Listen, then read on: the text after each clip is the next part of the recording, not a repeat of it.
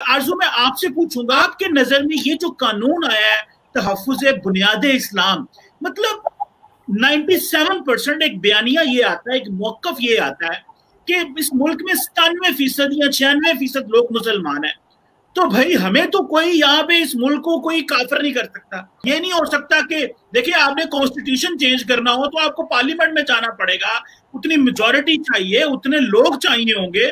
तो ये हम बार बार इतनी मजहबी लेजिस्लेशन और खासकर काफली की तरफ से इसके आने की वजूहात क्या है? एज ए जर्नलिस्ट आप इसको कैसे रीड करती हैं? हाँ चीमा साहब, सबसे बड़ी बात ये कि जहाँ तक मैंने थोड़ा बहुत इस्लाम पढ़ा है तो उसमें यही कहा गया है कि सबसे ज्यादा जो तालीम हासिल करने का कहा गया वो इस्लाम में कहा गया है, लेकिन अफसोस के साथ सबसे ज्यादा जाहिल जो है वो इस्लाम में ही है।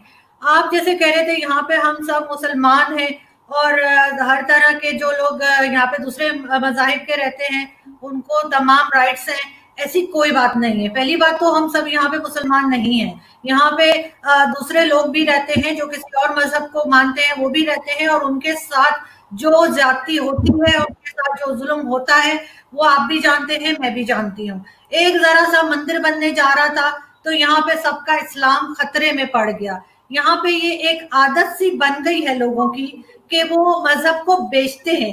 पाकिस्तान में पाकिस्तान वाहिद इस्लामिक कंट्री है जहां पे मुसलमानों को मार मार के मजीद मुसलमान बनाया जाता है।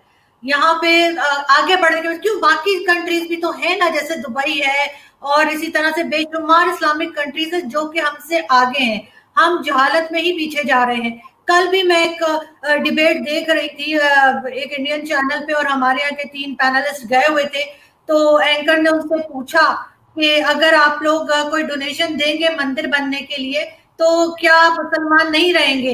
हर कोई आए बाएं शाएं कर रहा था, किसी एक से भी ये नहीं कहा गया कि हाँ जी मैं डोनेशन दूंगा तो मुझे कोई फर्क नहीं पड़ता, इस्लाम को उससे कोई नुकसान नहीं होता, मुझे कोई मुसलमान होने से निकाल नहीं देगा।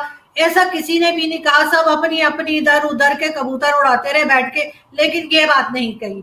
हमें इतना डरा दिया गया है कि अगर हम जरा सा भी कुछ गलत कह देंगे जो उनकी लोगों की मर्जी के खिलाफ होगा, मौलवियों की और जो सो कॉल्ड रिलीजियस स्कॉलर्स हैं, तो यहाँ पे देखा जाएगा, ना सुना जाएगा, ना पूछा जाएगा, सीधे सीधे मार दिया जाएगा। पाकिस्तान में किसी को मार देना बहुत आसान काम है। आप किसी के ऊपर भी कह दें जी ब्लास्फेमी लॉ लगा दें, इसने ये कह दिया वो कह दिया और उसके बाद मार देते हैं। हिस्ट्री में जब हुजूर अकरम थे तो आप मुझे बता दें कि कौन सा वाकया था जिसमें उनको किसी ने कुछ कहा और उसके ऊपर लोगों ने उस इंसान को मार दिया? कभी भी हमें हिस्ट्री में एक सिंगल चीज हम नहीं बता सकते। यहाँ पे मौलवी जो है वो हर एक का अपना अलग अलग जैसे मजहब है, हर एक का अलग इस्लाम है, कोई कुछ बताएगा कोई कुछ बताएगा। अहमदीज है, अहमदीज को हम मुसलमान तो क्या, हम उनको इंसान ही नहीं समझते। हमारे यहाँ तो सऊदी अरब की हम ऐसे जैसे सऊदी अरब हमारा माई बाप लगता है, हर चीज में हम सऊदी अरब को फॉलो करेंगे, चाहे वो कुछ भी कर रहा हो, वो अमेरिका जो कहता है सऊदी अरब वही करता है। ये चीज हमें समझ में नहीं आती। लेकिन हाँ, भारत हमारा दुश्मन है, जो हमारी जबान समझता है, हम जिसके जैसे कपड़े पहनते हैं, जिसके जैसे दिखते हैं, जिसके जैसे बोलते हैं, जिसके जैसे खाने खाते हैं, वो हमारा दुश्मन है। वैसे दुश्मन तो है, ये तो आप ये करें, समझ नहीं आती। दुश्मन तो है, इसमें तो कोई शक नहीं है। नहीं नहीं चीमा साहब, उनकी पॉलिसीज से आप इख्तिलाफ कर सकते हैं, आप उसे दुश्मन नहीं कह सकते, कि उनके पॉलिसीज हमारी भी ऐसी हैं जो बहुत सी कंट्रीज को पसंद नहीं है। हम ऐसे ही तो एफएटीएफ में नहीं गए हुए ना, हमें कोई हार पहना के हमने कोई अच्छा काम तो नहीं किया था जो हमें एफएटीएफ में डाला गया है। हमारी पॉलिसीज के ऊपर भी हमें देखना चाहिए, जब तक हम अपनी गलतियां नहीं निकालेंगे नहीं सही होगा कुछ। हाँ, चाइना हमारा दोस्त है, चाहे वो हमें 200 जूते मारे हम कुछ नहीं बोलेंगे, लेकिन कोई भी परफेक्ट नहीं है, ना भारत परफेक्ट है, ना चाइना और ना हम। सिर्फ हमें एक दूसरे को बर्दाश्त करना सीखना होगा।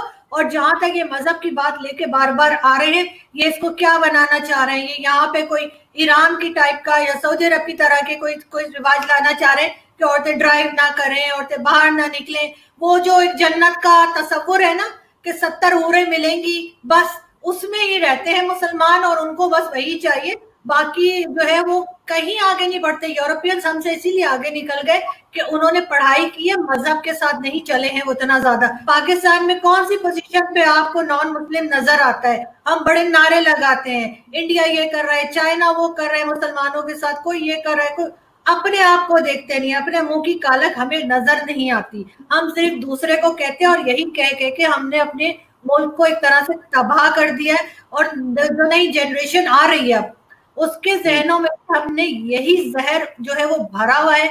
और आई एम वरीड के आगे जाके शायद हमारे जैसे जो हम 3 लोग या 4 लोग बैठे थे, हमारे जैसे लोग भी नहीं मिलेंगे।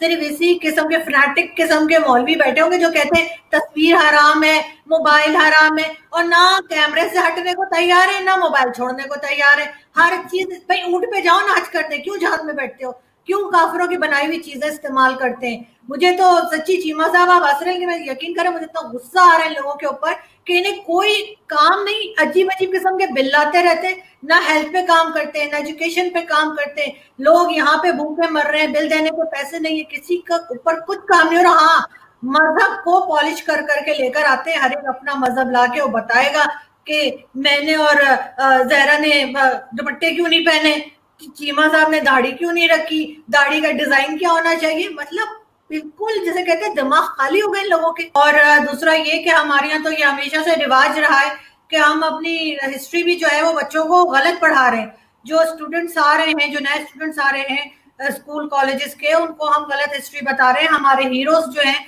वो भी अब वो लोग हैं जिनका यहाँ पे कोई रोल नहीं था पाकिस्तान में, जिन्होंने कुछ नहीं किया, जिन्होंने शायद कदम भी नहीं रखा पाकिस्तान में, वो हमारे हीरो हैं। और जो हमारे हीरो हैं हम उनका नाम ही नहीं लेते, चाहे वो डॉक्टर अब्दुल सलाम हो या कोई हो, यहूद भाई हो, हम उनका नाम भी नहीं लेते। तो इसी तरह से बेसिकली हम बच्चों का ब्रेन वॉश करना चाह रहे हैं और उसमें उनको रोकना चाह रहे हैं। पाकिस्तान में बहुत से लोग ऐसे भी रहते हैं जो नॉन मुस्लिम है, अगर इनको हर जगह यही कहना है कि कुरान पढ़ाया जाए, तो जो नॉन मुस्लिम है उनके लिए भी एक हिसाब होना चाहिए कि वो अपने मजहब की किताब पढ़ेंगे। अगर कोई क्रिश्चियन है उसको स्कूल कॉलेज में बाइबल पढ़े, बाइबल का एग्जाम दे, अगर कोई हिंदू है तो वो गीता पढ़े, उसके एग्जाम्स दे। सिर्फ हर एक को पकड़ पकड़ के आप जबरदस्ती का मुसलमान अपने हिसाब से बना रहे हैं। आपके सामने तो शिया भी नॉन मुस्लिम है, शिया के ऊपर भी आप जो है वो कह देते हैं कि नहीं वो उसका इस्लाम से कोई लेना देना नहीं है। तो इस तरह की चीजें लाके लोगों को रोकना, बच्चों को गलत हिस्ट्री पढ़ाना, गलत तरीके से मजहब पर सिखाना, ये तो हमारे हमेशा से रिवाज रहा है। हम जगहों के नाम बदल देते हैं और ऐसे ऐसे नाम, जैसे लायलपुर, फैसलाबाद उसका नाम रख दिया है। मुझे बताएं शाह फैसल कब किया था लायलपुर, कब उसने वहां पे जाके कदम रखा था, कब चाय पी थी, कब पकौड़े खाए थे, मुझे तो पता नहीं। अगर किसी को पता है तो मुझे बता दे। लेकिन सबसे पहले तो हमें ये सवाल करना चाहिए कि ये जो लोग डिसाइड कर रहे हैं कि कौन सी किताबें बैन होनी चाहिए, कौन सी, इनकी अपनी क्या एक्सपर्टीज है, इन्होंने क्या पढ़ा है, इन्होंने कौन सी हिस्ट्री है जो ये पढ़ते हैं, उनका एजेंडा क्या है, ये क्या समझते हैं कि पाकिस्तान को क्या बनाना है। अब मैं आपको बताती हूँ कि राय मंजूर साहब जो हैं, जो उसके डीजी हैं पंजाब टेक्स्ट बोर्ड के, अगर आपने ट्विटर पे देखा हो तो उनका ट्विटर अकाउंट है, उसके ऊपर से उन्होंने जो है वीडियोस को लाइक किया हुआ है। मतलब वो इस तरह की चीजें खुद देखते हैं, एंटायर इस्लाम की होने की वजह से वो बुक्स के ऊपर पाबंदियां लगा रहे हैं, लेकिन वो ये करते हैं, उन्होंने खवातीन की पिक्चर्स पे जाके नीचे लिखा हुआ है कि शर्म आनी चाहिए और इस तरह की मोरल पुलिसिंग की हुई है। तो मतलब वो उनका अपना क्या कॉन्डक्ट है, ये भी तो हमें देखना चाहिए ना। ये कैसे वो डिसाइड कर सकते हैं कि ये कौन सी किताब बैन होगी और कौन सी नहीं, उनकी क्या उस मैटर के ऊपर उनकी क्या इतनी गिरफ्त है, क्या वो सोच अपनी कोई रखते हैं कि कौन सी जो है वो, और उनको क्या पता है पाकिस्तान का जो इंटेलेक्चुअल जो एक होना चाहिए हमारा लेवल, उसके बारे में।